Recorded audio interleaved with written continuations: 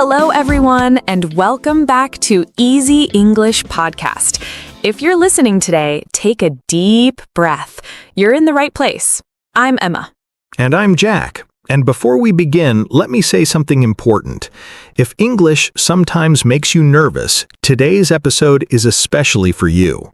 And if this podcast helps you even a little, please subscribe and stay with us. We make these episodes to help you speak English with confidence, not fear. Absolutely. Now, Emma, before we jump into today's topic, let me ask you something simple. How is your day going? Honestly, a little busy, but good. I had coffee, answered emails, and now I'm happy to be here talking with you. What about you? My day is calm. I went for a short walk in the morning, and I was thinking about how many people feel stressed when they speak English. That's true. Even very simple English can feel scary when someone asks a question suddenly. Exactly, especially one question. A question almost everyone gets asked. Yes, and when people hear it, their mind goes blank. The question is, tell me about yourself. Just hearing that sentence makes many learners nervous. They think, oh no, what should I say? Where should I start? And the problem is not vocabulary. The problem is pressure. Right, people think they must speak perfect English. But that's not true at all. So today's episode is very special. We're going to help you answer, tell me about yourself in easy, clear, simple English. This episode is for A1 beginners and also for anyone who wants to feel relaxed while speaking. No big grammar rules. No long sentences. Just natural English, the kind you can actually use. Emma, let's be honest. Why is this question so difficult for learners? Because people don't know what the other person expects. They think they must tell their whole life story. Yes, they think they must sound smart. But in real life, this question is very simple. It's just a way to start a conversation. Exactly. When someone says, tell me about yourself, they usually want basic information. Your name, where you're from, what you do, maybe one small personal detail. That's it, not more. So today, we'll break this question into small, easy parts. And we'll practice together. Let's start with the most important thing. Your name. When you introduce yourself, you can start very simply. For example, my name is Emma. Or, I'm Jack. Both are correct. Both are natural. You don't need anything fancy. Now, after your name, you can talk about where you're from. This is very common in introductions. You can say, I'm from Canada. Or, I'm from Pakistan. I'm from Italy. I'm from Brazil. Very easy, very clear. Emma, some learners ask, should I say I am or I'm? Good question. Both are correct. I'm sounds more natural in speaking. Yes, native speakers use I'm most of the time. Now let's add the next part, what you do. This part also makes people nervous, but it doesn't have to. You don't need a big sentence. You can say, I'm a student. Or, I'm a teacher. I work in an office. I work in a shop. If you don't work right now, that's okay too. You can say, I'm learning English. Or, I'm looking for a job. All of these are perfect for A1 level. Now, let's put these parts together. Listen carefully. I'm Jack. I'm from the UK. I'm a teacher. I like helping people learn English. That sounds warm, friendly, and very natural. And remember, you can stop there. Yes, you don't need to continue unless the other person asks more. This is very important for beginners to understand. An introduction is not a test, it's just a conversation. Exactly, and conversations grow slowly. So, we talked about a very simple introduction: name, place, and what you do. yes, and the most important thing we said was this. You don't need to say everything at once. Exactly. Many learners feel pressure because they try to say too much. And when they try to say too much, they forget words. Then they stop. Then they feel embarrassed. Then they say, my English is bad. But the truth is, their English is not bad.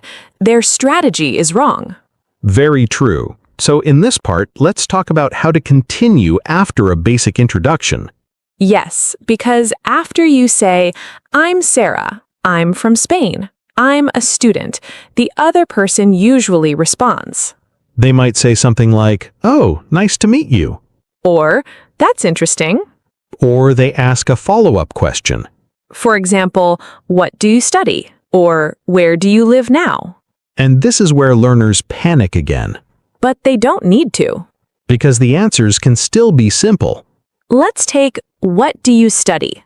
An A1 answer can be, "I study business." That's enough. But if you are B1, you can add a little more. For example, I study business and I really like marketing. See the difference?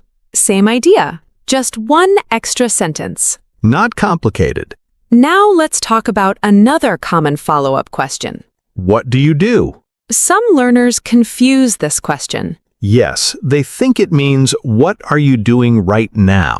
but usually it means your job or your daily role. So an easy answer is, "I work in an office."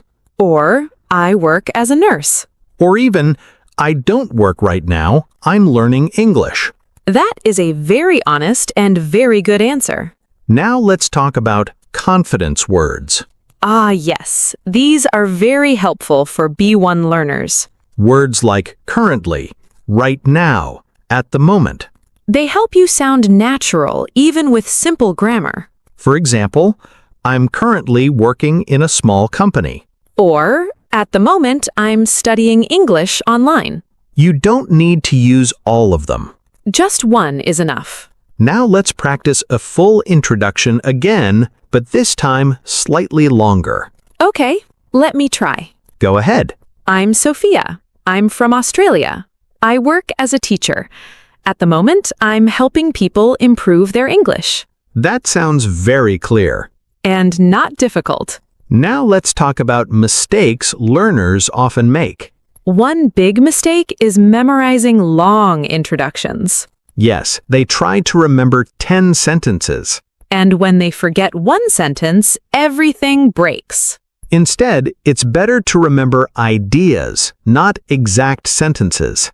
Name, place, work or study, one extra detail. That's your map. Another mistake is using very difficult words too early. Yes, simple English is strong English. People understand you more when you speak simply, And understanding is the goal. not showing vocabulary. Now let's talk about introductions in different situations.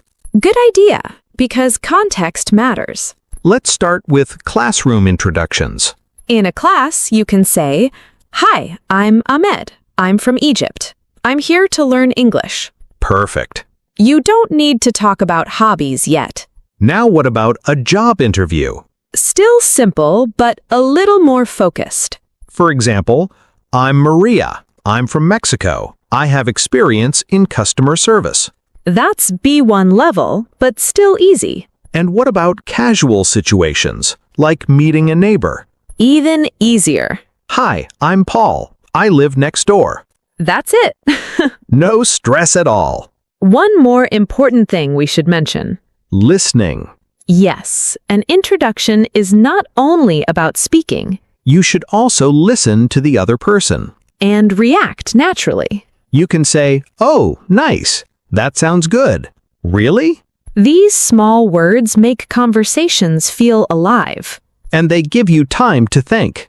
Very important for learners. We talked about how to continue after a basic introduction and how to answer simple follow-up questions without panic. Yes, and now I want to focus on something very important, how to sound natural even when your English is still simple. That's a big fear for many learners. They think, "My sentences are correct, but I don't sound natural." And that feeling is very real. But the good news is, sounding natural is not about using big words. It's about how you connect ideas and how relaxed you sound. Exactly. Let's take a simple self-introduction again and slowly improve it step by step. Okay, a very basic A1 introduction could be, I'm Daniel. I'm from Italy. I work in a restaurant. That is already good English. Nothing is wrong with it. But now let's make it slightly more natural without making it difficult. You can add a connector like and or so. For example, I'm Daniel. I'm from Italy and I work in a small restaurant. Same words, just smoother. Now let's move to a B1 style version, very gently. I'm Daniel. I'm from Italy, and I work in a small restaurant near my home. See? Still easy English.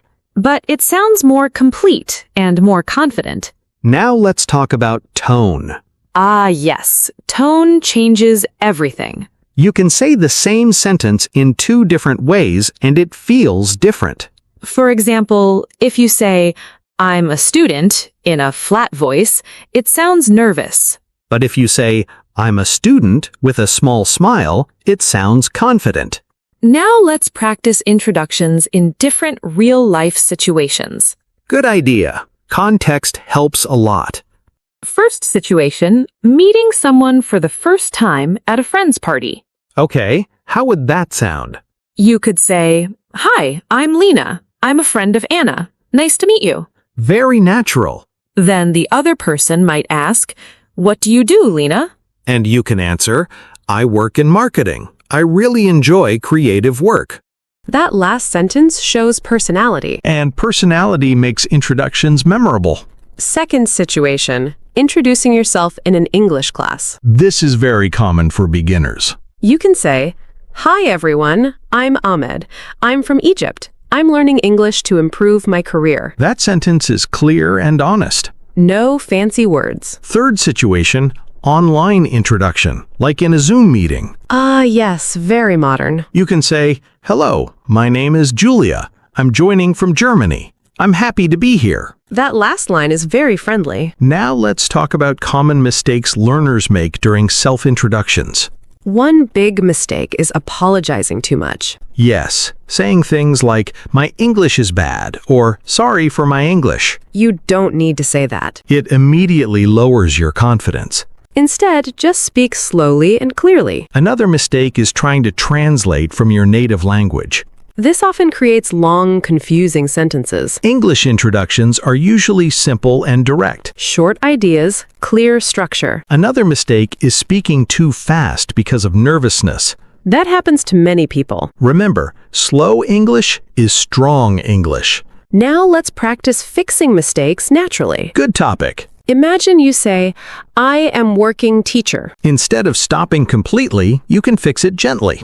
I am working as a teacher. That's it. No stress. People understand your meaning. Now let's talk about questions after introductions. Because conversations don't stop after nice to meet you. Exactly. You should also ask something back. Simple questions are perfect. Like, what about you? Or, and you? Very easy, very effective. You can also ask, where are you from? Or, what do you do? Asking questions shows interest, And it takes attention away from you. which helps nervous learners a lot. Now let's talk about confidence building. Confidence doesn't come from knowing many words. Confidence comes from repeating simple introductions many times. Practice at home. Practice in front of a mirror. Practice with yourself. Even talking to yourself helps. Say your introduction every day in different ways. Change one small detail. That trains your brain. Now, before we move to the final part, let's summarize part 3 briefly. Okay. We talked about sounding natural, Using connectors like and because. using pauses without fear, Adjusting introductions for different situations. fixing mistakes calmly. And building confidence through practice. Now we will focus on full example introductions, from very simple A1 to confident B1. Yes, complete models you can use in real life, at work, in class, online, or socially. And we'll help you choose the right introduction for the right moment. The way you introduce yourself at school is different from work and very different from a casual meeting. Let's start with a very simple A1 self-introduction, the kind that beginners can use immediately. Okay, something like this.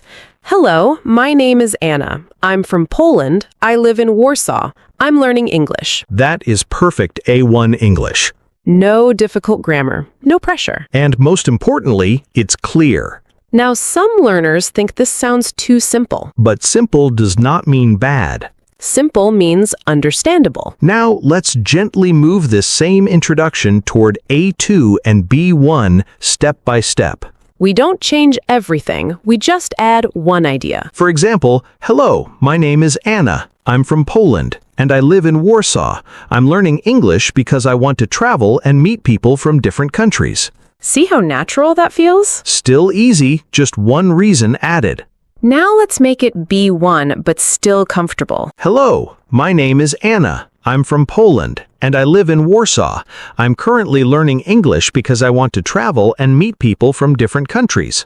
That sounds confident. And it doesn't sound memorized. Now let's talk about introducing yourself at work, which many learners find scary. Yes, work introductions feel very serious. But they don't have to be complicated. An A1 to A2 work introduction can be, Hi, I'm Mark. I work in sales. I've been with this company for 2 years.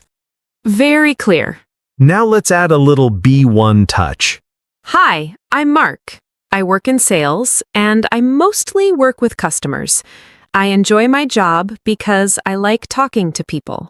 That last sentence makes it human. Yes, people remember feelings, not job titles. Now let's talk about introductions in social situations, like meeting friends of friends. These introductions should feel relaxed. Not formal. You could say, Hey, I'm Lisa. I'm a friend of John. Nice to meet you. That's perfect. And if the conversation continues, you can add, I work as a graphic designer, and I really enjoy creative work. Notice how we're not rushing. Yes, introductions can grow slowly. Now, Emma, I want to talk about something emotional. Go ahead. Many learners feel ashamed when they introduce themselves. Yes, they think people are judging their English. But most people are not judging. They are listening for meaning, not mistakes. And even native speakers make mistakes when they speak. All the time. So if you forget a word, it's okay to pause. You can say, let me think, or how can I say this? Those are natural phrases. They don't make you sound weak. They make you sound human. Now let's talk about what not to do in self-introductions. Good idea. First, don't apologize too much. You don't need to say, sorry for my English every time. Second, don't memorize very long introductions. Memorization increases fear. Third, don't compare your English to others. Your journey is your own. Now let's do something practical, a real conversation example. Okay, let's imagine two people meeting for the first time. I'll start. Go ahead. Hi, I'm Emma. Nice to meet you. Hi, Emma. I'm Jack. Nice to meet you too. So, Jack, where are you from? I'm from Canada, but I live in New York now. Oh, that's interesting. What do you do? I work in IT. At the moment, I'm working on a small project. See how natural that felt? Yes, no big words. Just clear ideas. Now let's talk about practice, because this is where real progress happens. You should practice introducing yourself every day. Out loud. Not just in your head. Practice different versions. One short, one medium, one longer. That way you're ready for any situation. Also, record yourself sometimes. It feels strange at first, but it helps a lot. You'll hear your progress. Now, before we finish, let's remind listeners of something important. Your goal is not perfect English. Your goal is clear communication. If people understand you, you are successful. Confidence grows step by step. And every introduction is a small victory. So next time someone says, tell me about yourself, Take a breath, smile, and start simple. because simple English opens big doors. And with practice, those doors stay open. Before we say goodbye, if this episode helped you feel more confident introducing yourself in English, don't forget to like this podcast. And subscribe to Talk Emma, Easy English Podcast, because we share simple, real-life English conversations like this every week. Also, tell us in the comments, how do you introduce yourself in English? Yes, write a few lines. Practice is the best teacher. And if you know someone who is learning English, share this episode with them. Let's grow together and speak English with confidence. Thanks for listening. See you in the next episode. Take care. Bye.